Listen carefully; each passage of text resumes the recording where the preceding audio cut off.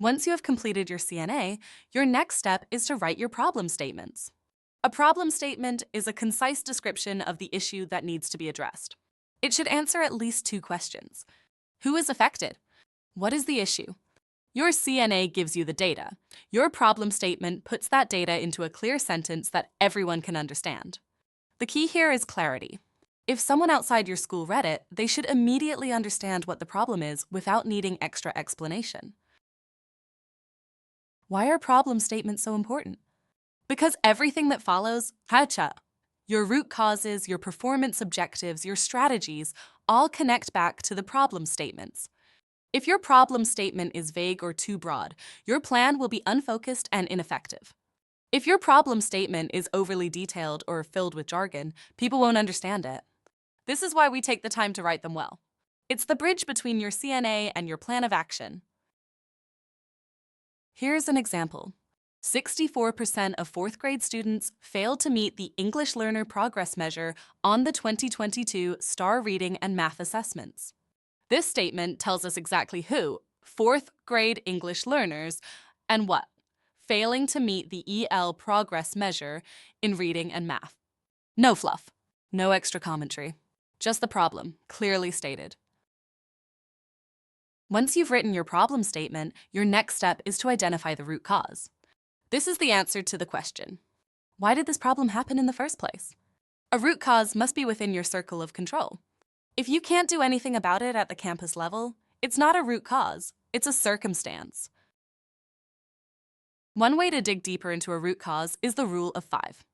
This means you keep asking yourself why, at least 5 times until you uncover the real cause. Example, why did students fail the EL progress measure? Because they struggled with academic vocabulary. Why did they struggle with academic vocabulary? Because they didn't get consistent practice using it in class. Why didn't they get consistent practice? Because teachers were not consistently implementing PSYOP strategies. Why weren't teachers implementing them? Because they weren't trained or coached effectively. Why weren't they trained? Because there was no structured, ongoing training plan for EL instructional strategies. Your problem statements are derived directly from your CNA. If you write a problem statement that you can't connect back to your CNA data, it doesn't belong in your plan. Every problem statement should be backed up with 5 years of trend data if available, subgroup breakdowns, written narrative from your CNA section. That way, when you explain your plan to stakeholders, or to T, you can show exactly how the need was identified. Your problem statement and root cause must be rooted in measurable data. We are not writing based on assumptions or opinions. Your CNA provides the evidence. If your CNA doesn't have the data you need, you either need to collect it or you can't use that issue as a problem statement.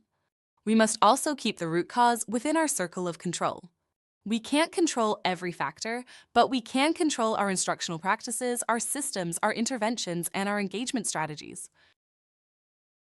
Once your problem statements and root causes are locked in, your next step is to create performance objectives. This is where we shift from describing the problem to setting measurable targets for improvement. Your performance objectives will be directly tied to your problem statements, and they will guide your strategies for the year.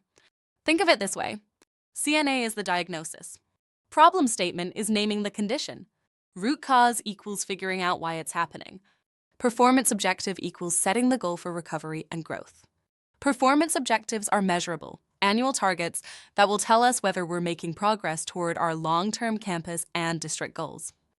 They must be specific and tied directly to the CNA-identified needs we just discussed. We are not writing vague hopes like students will improve in reading. We are writing precise, measurable goals that make it crystal clear what success looks like. Relevant, does it connect to our CNA needs and problem statements? Time-bound, when will we achieve it by? If your objective doesn't check all 5 boxes, it's not ready for your plan yet. We use the SMART framework when writing performance objectives. Specific, what exactly are we going to accomplish? Measurable, how will we know if we've accomplished it? Achievable, is it realistic given our resources? Once your objectives are written, the next question is, how will we achieve them? That's where strategies come in. Your strategies should be directly tied to the performance objective. supported by evidence or best practices, feasible given your time, people, and resources, collaborative, not something only one person can do.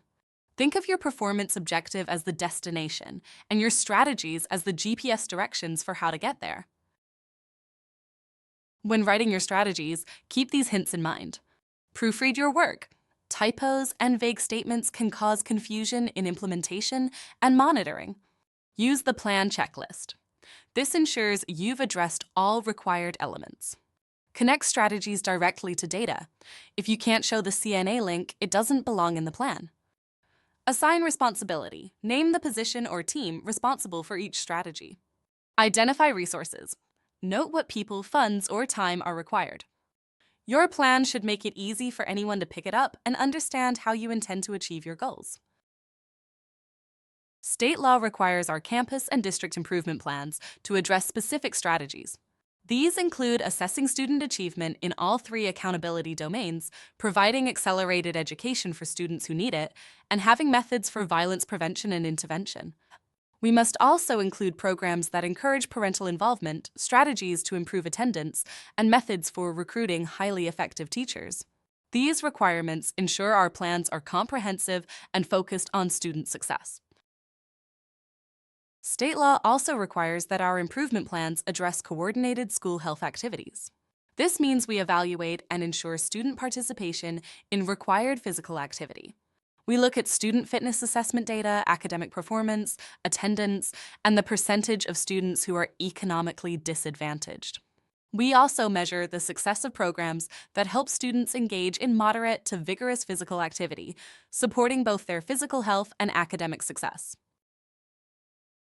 Under ESSA, we are required to have strategies for effective parent and family engagement.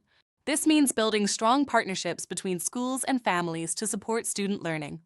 These strategies should be intentional and ongoing, ensuring parents have the information, resources, and opportunities to be active participants in their child's education. I want to close with this thought. The Campus Improvement Plan is more than a requirement. It's a statement of your leadership. It says, this is who we are, this is where we're going, and this is how we'll get there. When you invest the time to do it well, like when you base it on real data, involve your stakeholders, and connect it to daily practice, it will drive real improvement for your students. Let's commit to making this year's plans our best yet, plans that inspire action, guide our work, and deliver results.